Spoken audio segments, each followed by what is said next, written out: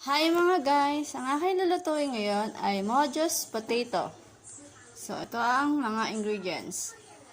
Dalawang patatas, breading mix or pwedeng crispy fry, then dalawang itlog. So, let's start. Guys, so bali, yung patatas, iniwa ko ng ganito. Yan.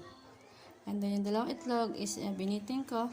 Yung gagawin natin is ilalagay natin yung patatas na hiniwa ko dito. Bababad natin siya ng 1 minute. Okay?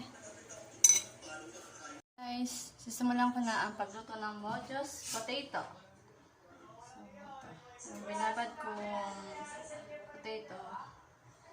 Ayan, dito.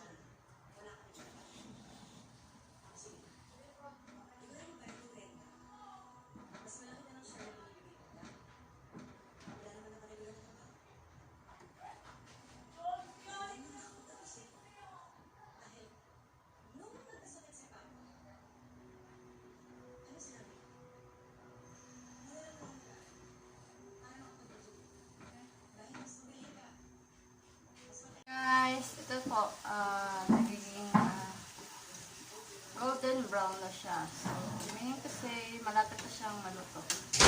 Pwede na siyang unin. Guys, mukhang luto ng aking Mojo's Potato. So, lagay ko na siya dito sa may strainer. Okay?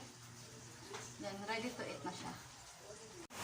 Ito na po ang Mojo's Potato.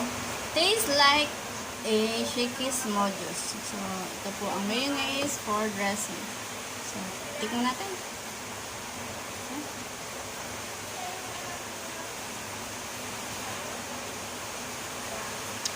Ito po. Tayo po sa yung bahay. Thank you.